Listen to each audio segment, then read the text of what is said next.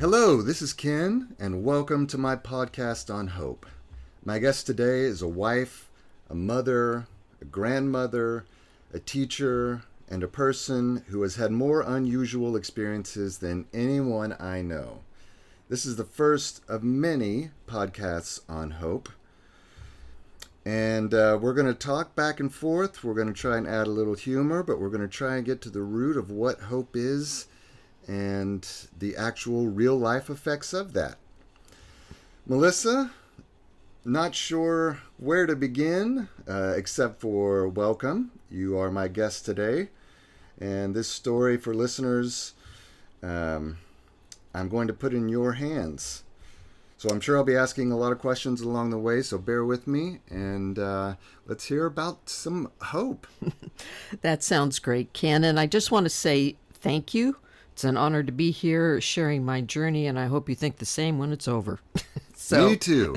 my objective here is to inspire others, even if it's just one person who may have lost hope or are finding it difficult to maintain it in what I call the manure of life. So before we begin, I want to make clear I'm not a psychiatrist or a psychologist or a medical person. I'm just an average person who has dealt with ongoing trauma, and where to let you know where I found or maintained hope to keep going.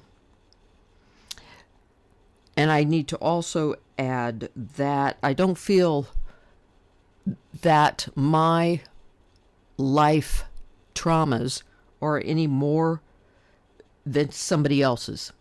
We've all gone through it.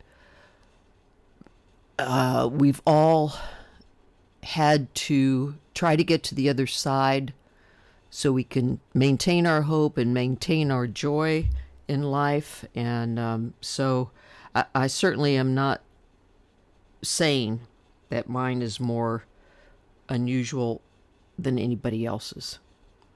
So, having said that, maybe we should look at that four-letter word and determine how we humans define it.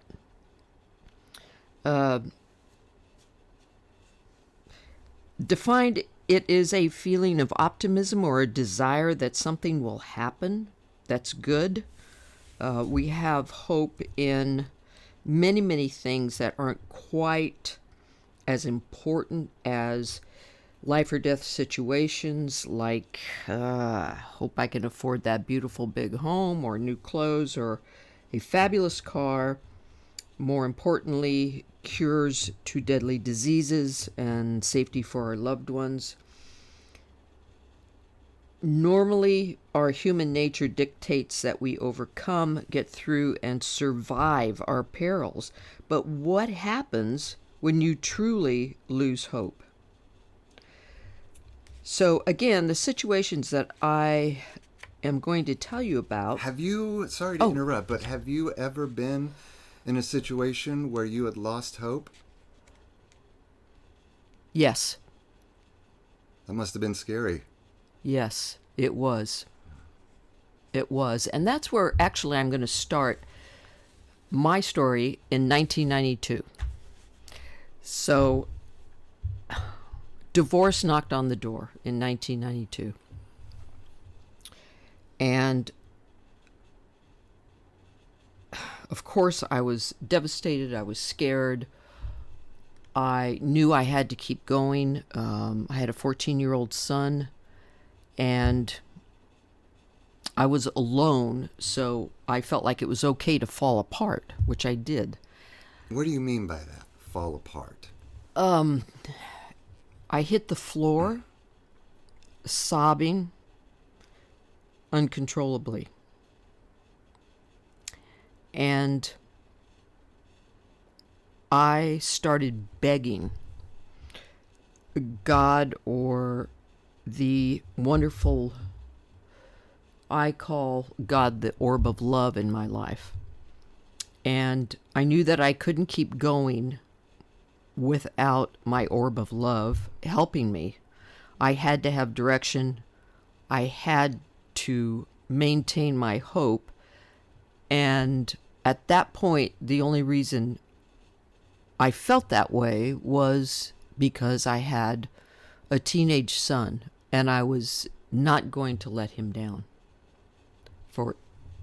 because I couldn't deal with the divorce that I was facing. So that late afternoon, after I moved us into an apartment, he was not with me. I wanted to do all that just by myself. And I fell to the floor sobbing, and I begged for guidance, strength, hope. I don't know how long I cried, but when I finally got up and went to the bathroom and put a cold washcloth across my face, the phone rang. And it was a gentleman that I had gone to college with, and I hadn't heard from him for 10 or 15 years. Now, at that point, you didn't have caller ID, right? So you didn't know who it was? That's correct. So you picked up the phone after you were sobbing, and I did. I probably would have not picked that phone up. You know, I can see that. I Because they're going to know something's up right when they talk to you. Well, he did. This is the first answer to my prayer, my begging prayer. I don't know how he found out that I was going through a divorce, but he said that on the phone. He said, "I'm just calling to let you know that I heard you're going through a divorce and how much I support you." That's all I needed to hear. Love, kindness on the other end of the phone. We hung up, and I thank God. So I kept going from that point. So you saw that as a definitive, real-life answer to your prayers. Yes, and I'm glad you brought that up, because awareness, I could have said, well, that's a coinky dink. Sure. But I have found through all of these adventures that I'm going to tell you about that it's your choice to look at them as a coincidence or God-given. And the more you look at them as God-given, the more they happen. So you have to be open. You have to be aware of what you've asked for and what you've received. That absolutely. Kind of thing. And give gratitude Yeah. for receiving it. I was so grateful that this good friend from college had called me. I was so grateful. So that was in 1992. In 1995, I was teaching school, and I could see the writing on the wall, meaning I could see what was happening to the educational system. And I said to myself, I do not want to go through this or endure it. There's something better for me to do. So that was my big realization of discontent and the thought of, it's time to move on. Yeah. So did that feel like something was taken off your shoulders? Was that a stress relief in itself, just realizing that this just isn't for me anymore? After how many years had it been since then? At that point, it had been 22 years. 22 years. Right. Okay. It was and it wasn't a stress reliever, because I didn't have a plan. Mm-hmm. My plan was, I got to get out of here.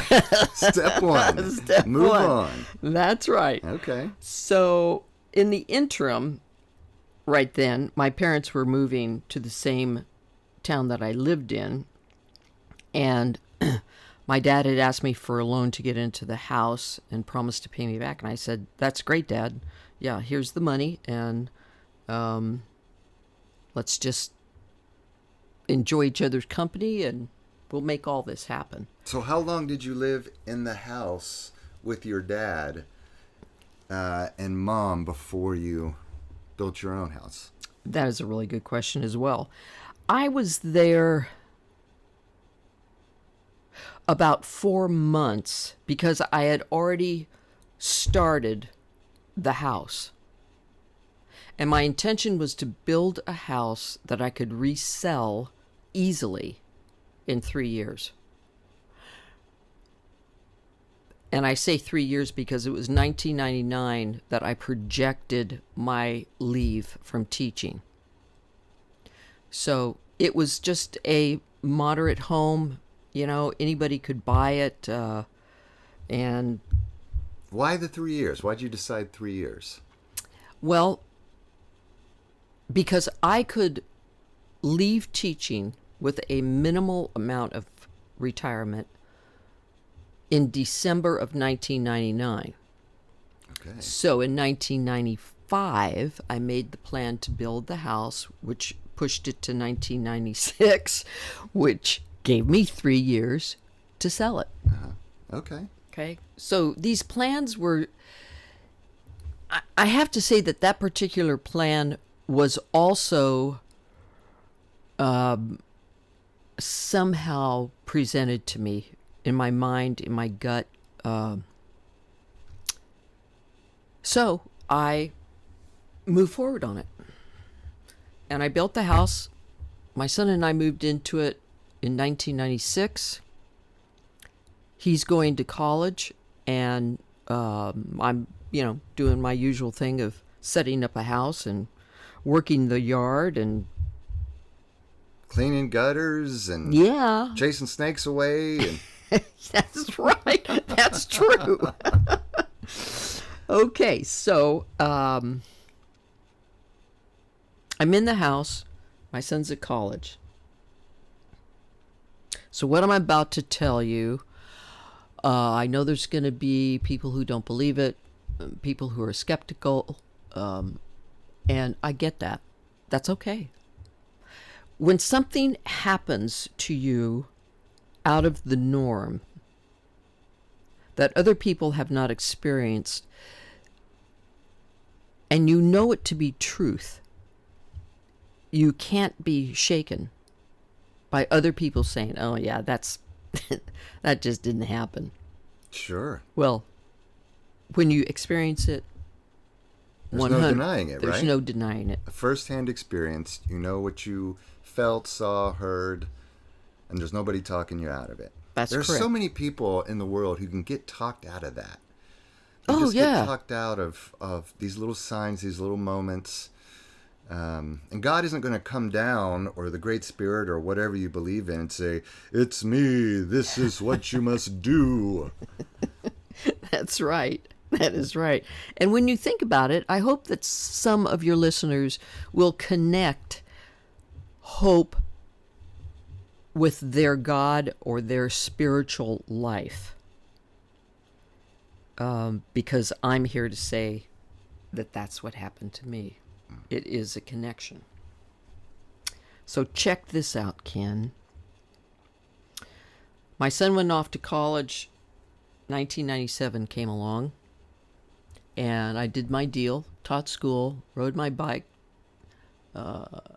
ate my usual popcorn and apple that I had at night, and went to bed. Sometime in the middle of the night, I was laying on my left side, and I opened my eyes in the position. I didn't sit up. I was still laying down. I just opened my eyes. And this was in the middle of the night. Yes. And my eyes were directly on the door of my bedroom, which was open. So in the door frame, I saw a man standing there. And my reaction to that was, I didn't see that. I remember it like it was yesterday. I didn't see that. Denial. I closed my eyes, went back to sleep. I can't believe you didn't get totally freaked out and reach for your gun and start screaming and macing and kicking and punching. And It didn't happen because I think that there was such a calm about me In that moment? in that moment. Yeah. I was at total peace, which I know doesn't make sense, but God had his hand in that, looking back on it. So, as I said, I closed my eyes. I went back to sleep. Alarm went off the next morning. I got up, got dressed, did my thing, got a cup of coffee, grabbed my bear claw, went into the garage, got my car, and left. And you didn't think anything about it? No. Wow. Check this out. Okay. I didn't think anything about it for 3 weeks. That's a long time. Nothing. Zero. Zero. Not one thing about the man in my doorway in the middle of the night. No. I know it sounds crazy, but we're going to put all this together. So, after that 3 weeks, the phone rang, and a really good friend of mine said, "Hey, I have to come through on my way to Virginia, and I was hoping that maybe we could have dinner and I could spend the night and we can catch up because we hadn't seen each other for a while." I said, "Oh, wow, that sounds great." So Thursday came, and this lovely lady rang the doorbell. I opened the door, we hugged, she stepped in, and the first words out of her mouth were, "Wow, he's really great." And I went straight to my son, because he's really great. I said, "Yeah, I know. He's handsome, he's fun, he's got a great sense of humor." And she stopped me in the middle of my accolades for my son and said, No. I'm not talking about your son. I'm talking about the man who is living with you." And you didn't say anything to her about this before she came down? Not one peep. And you hadn't even thought of No. about this? No, From the time it happened until your friend showed up? that's correct. That is correct. So my knees got so weak that I barely made it to the closest chair, and I fell into it and put my face in my hands. It was stunning what she said. When I finally took my hands away from my face and she was standing there waiting for me to do that, I had the wherewithal to say to her, "What does he look like?" That was the first thing out of my mouth. She described him to a T. That is incredible. That's incredible. Yeah. Yep. It really was a breathtaking moment. So did you know that your friend had some sort of sixth sense before? Yes. Then? And she is a spiritual guide. She has her own nonprofit, which has grown by leaps and bounds since 1996. And, I trusted her implicitly because I'd had conversations with her and so forth. But I think the key was that I didn't say anything to her except, "What does he look like?" And she just went, "Well, he's in skins with fringe on the side. He's got By skins, what do you mean by skins? deer skins." Like leather Right. pants or jacket? Exactly. Okay. He was dressed as a Native American. He had a large knife on his right hip, moccasins, Like tassels on his jacket and stuff? fringe, right? yeah. And down the leg as well, Okay. legs. So, but the interesting thing to me also, I mean, besides this whole thing, is that his face was blacked out. I couldn't I didn't see his face that night, and nor did my friend. So we conversed that night. She guided me and said, "This is really spectacular. Don't forget, I beg God," in sobbing tears. What specifically were you begging him for? Help, guidance, Any kind of help or guidance? anything to keep me going for my son. So the next morning we got up and she said, "Thanks so much. I got to get going to Virginia." And she walked out. I closed the door and I I looked around going, "Okay, now what do I do?" Now what? Now what? Yeah, So I'm I'm alone. confirmation he's here. Correct. He seems to be a kind spirit, I would assume. So did you think, okay, let me try to form some sort of relationship or bond or some sort of connection actively, because you weren't ready for him at first. You just saw this figure, right? Right. So now that your friend came, she confirmed what you saw. Right. So she left. She left and I freaked out. I mean, I didn't think any of those things that you just said. My heart was beating, racing. I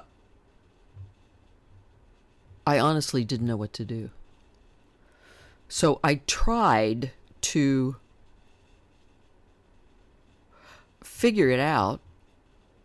And 2 weeks later, What were you trying to figure out? You were confirmed that he was there.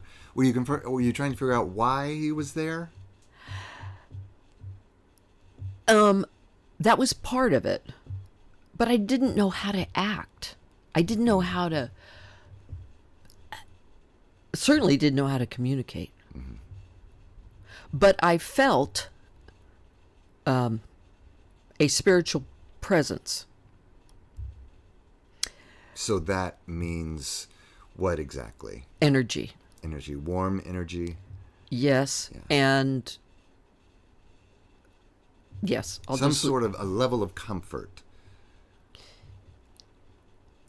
Warmth, or I'm just trying to put it in a way that the listeners can just understand as best as possible. I know 100% isn't going to happen, but you felt warm, kind of like a warm fuzzy.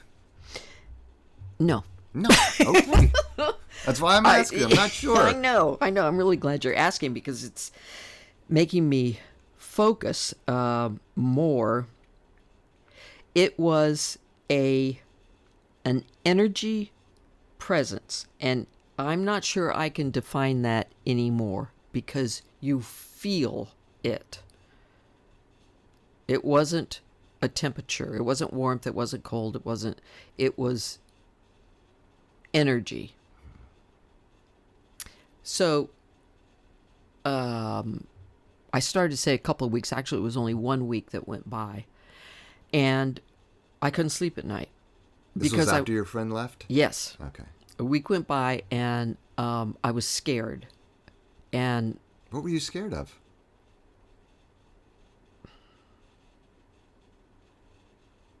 this spiritual being in my house, it was new. It was, and it wasn't like he was mean or he was fabulous. He was just fabulous. But I didn't know what to say in my mind to him. I didn't know how to act. It was all new. So after a week of losing sleep, and I was still teaching school, I called my friend back and I said, "This isn't working." Because I can't sleep. So he was the reason you couldn't sleep? Correct. You just kept thinking about him, and Yeah. What do I Is do he with in this my person? bedroom? Is he Yeah. where? What's he doing? I don't get it. I just don't get it. So I continued to be skeptical. Not that I didn't think he was there, but not understanding why he was there and what I needed to do. So my good friend she was so wonderful. I said, I can't sleep. What do I do? What do I do? And she said, Whiskey, right? darn, I didn't think of that. She said, well, there's only two things you can do. You either keep going, keep doing what you're doing and never sleep again and be a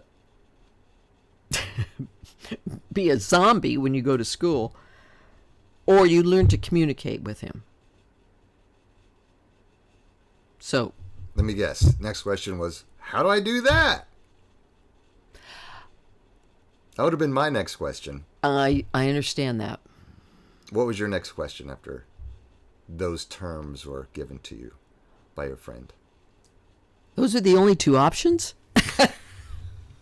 Give me your, something else. Your questions was, can I have more options? Yeah, I wanted more options. So the conversation ended, and I said, okay, thanks a lot. We hung up. Oh, and I did tell her, I said, well, I can't keep going like this. I'll fall on my face.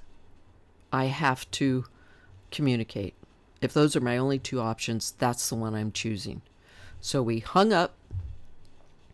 And she didn't tell me how to do that because you have to learn how to do that.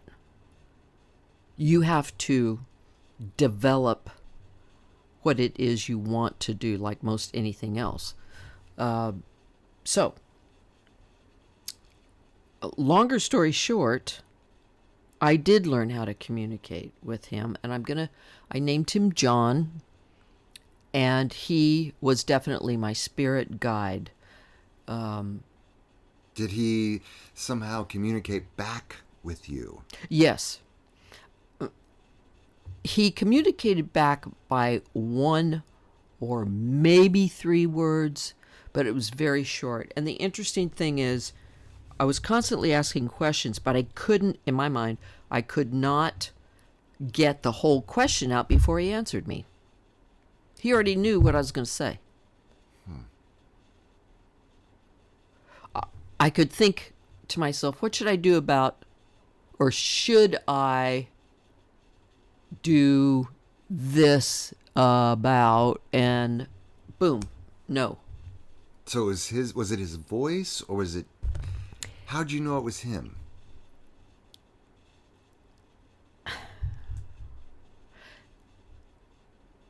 Because You're not under oath here, so don't be nervous. And if you don't know, you don't know. I mean, it's fine. I'm so into this. I'm trying to grapple with it. Your question is, how did you know it was him? Well, nobody else talked to me.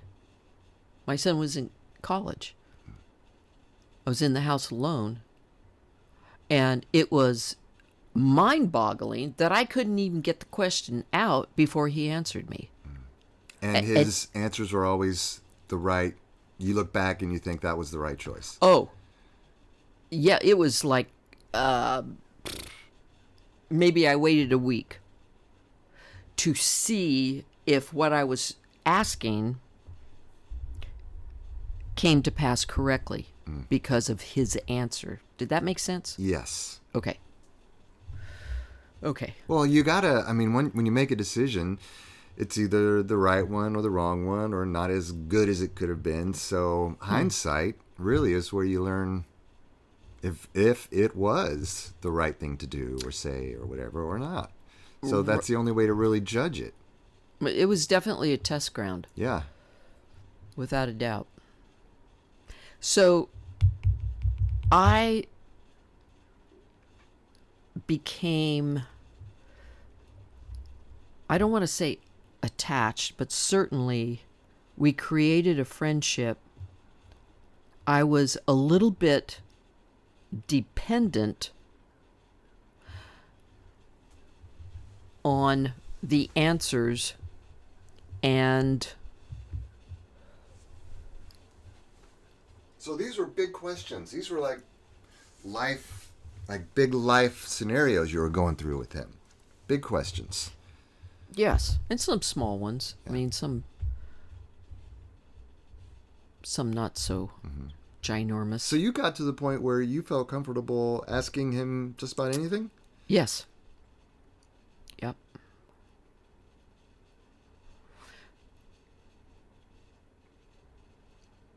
So getting back to sort of a dependency, which you can understand if you ask someone a lot of questions and their answer is always right, then you keep going back. Sure. What an amazing And resource. Oh, it just was phenomenal. Just totally phenomenal. So I knew that Tell me about his voice. Did you hear his voice in your head? Yes. So what kind of voice was it? It was deep and So it was not so human as it was matter of fact. So with these short answers he's given you, you can't tell a whole lot about other than the pitch and the tone. And, Right. yeah. Right. Okay. And I learned, well, I asked my friend after a while, I said, why don't I see him again? And she was so astute by saying, why do you have to? Why do you have to? You've seen him once. Why do you have to? Now, why did I ask that question? Because a part of me was still in the verification zone. Sure.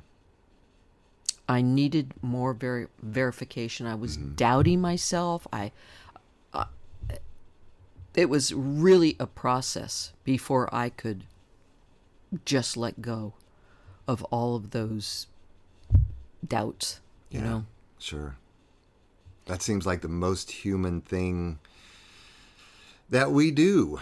You are so I mean, right. why Ken. do we need constant reinforcement and backup from the outside, or what we're looking for? I mean, I'm like that to a degree, you know? I mean, my kids have told me they love me, but I want to keep hearing it. Of course. Sure. I understand that. I think that's it. That's on a different scale, because we want to hear I love you from all of our family. So, but when it comes to other stuff, we still need validation. Even if it's, I don't know if I'm doing my job right, but I got a bonus. Why would I get a bonus if I weren't doing my job right? Or, you know, Sure. kind of thing. So getting back to the dependence, I stayed to the plan and The 3-year plan? the 3-year plan, and along with that, I don't know where all these threes came from. I had decided to put the house up for sale by owner 3 months before I was going to leave in December of 1999 and go to Wyoming. So I put the house up, you know, got the tube, did the runoffs on the computer and stuck them in the tube so people could pull the information and so forth. 2 months went by. I was getting a little nervous. No bites or anything? Nobody bites. coming by? Zero Zippo. No calls? Nope. Nope. But so many things godlike had happened to me since the 1992 divorce that I really didn't lose faith. Instead, I said, I have another month. I have hope that this house is going to sell so I can stay on target. And sure enough, it did. It was just... Was it like right at the 3-month goal? No, it was about 2.5 months. Okay. Yeah. So right after you started worrying that it wasn't going to move or sell, you sold. That's right. Okay. And I did change my attitude too. Don't think that way. You have to have hope that this is all going to come about. It's going to work. So, I sold the house. I packed up everything, put a lot of stuff in storage, and my mother, bless her, had found a pretty big diamond ring. Oh, Tried to find the owner to, never did. So she gave me her diamond ring, which I sold, and that paid for my awesome truck. huh. So what, you just take it to a jeweler and No. how'd you sell it? Well, a relative bought it. Oh, nice. Yes. Okay. So You jacked the price up on him, right? oh yes, sky high. No, I couldn't do that, but I loved my truck. I packed it to the gills. It had a camper shell on it. So everything that I thought I was going to need out west was in that truck. And when I got in to pull out of the house that I built, I slumped over the steering wheel and cried my eyeballs out again. So this was the final goodbye. That was the final goodbye. And I cried for a long time. I was exhausted. What were you crying about? What made you so emotional? All of it. The mesh between happy, grateful that it worked out the way it did, and fear. I was scared. Because I had, of course, a monthly income with my teaching. I had a minimal job that winter, and winter in Wyoming's pretty tough. So what do? You dog mush. Dog mush? But before we get into that,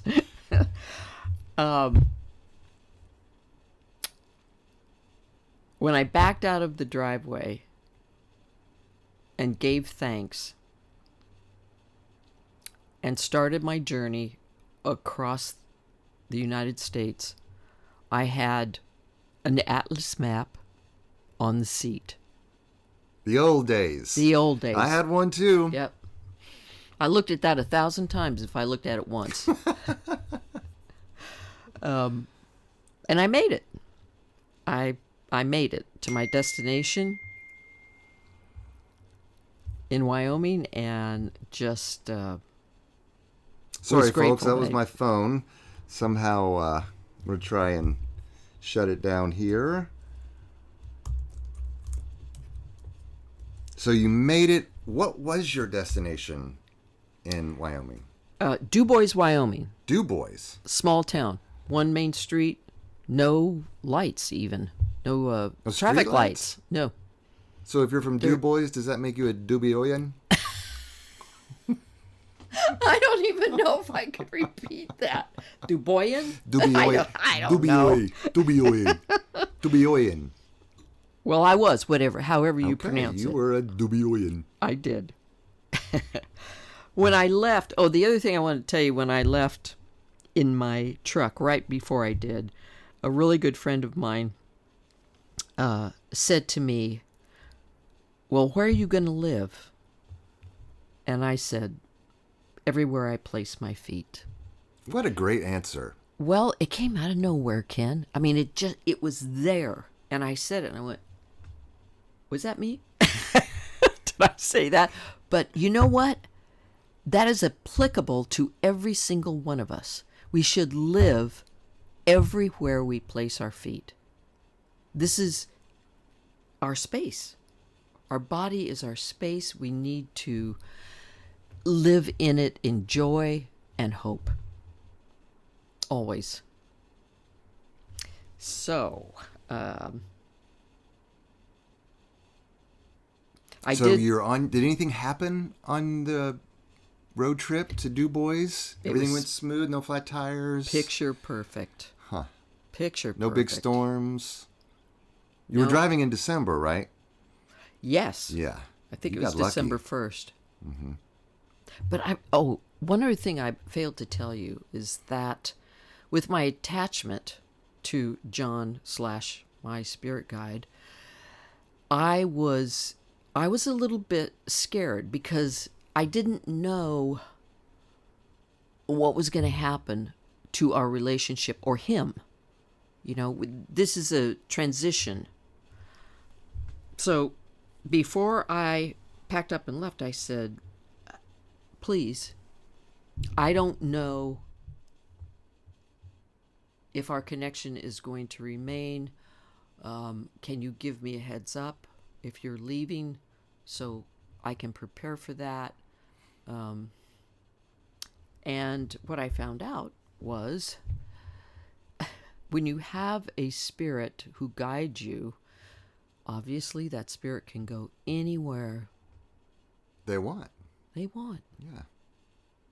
It's phenomenal. Phenomenal. So what happened? What he answer went did to- you get? Yes. So you were concerned about not having him anymore after you moved, right? I needed to prepare myself because things were falling into place. And the one thing I know is that my best laid plans go awry 95% of the time. I don't have the perfect plan, but somebody else does. So he answered by saying, yes, I will. And He will be with you out in Wyoming. yes, correct. Wow. Yep. And I felt him. I knew he was there. Absolutely knew it. So the last step in that was being told that I was good. I'm doing good. And that there were other people that he needed to help. So he was going to quietly go to those people. And it was a mixed bag of thank you so much, I'm so grateful, please help those other people the way you helped me. It was okay. All right. I got it. It was okay. Yep. It was just time to move on. Yep. And I knew I could. And he knew I could. So, are you freaking out yet? A little bit. Well, I don't blame you. So, I'm going to gather some thoughts up for our next podcast. Great. And I will continue to tell you some very amazing experiences that hope was the integral part of it. Did these things happen in Wyoming? Yes. Which you're going to tell us next time? Yes. Great. A life and death and some very difficult times. Well, I can't wait. Well, thank you. It's been great being here today. And again, I hope your listeners will go to the second podcast because there's a lot more to come. And I just... Yes, this was just the introductory podcast. Right. This was like the preface. We haven't even gotten to chapter 1 yet, Melissa. That's right. Oh, it's been great, Ken. Thank you so much. It's been my pleasure. I hope you all our listeners join us next time for podcast number 2 on the power of hope. Thank you. Bye-bye.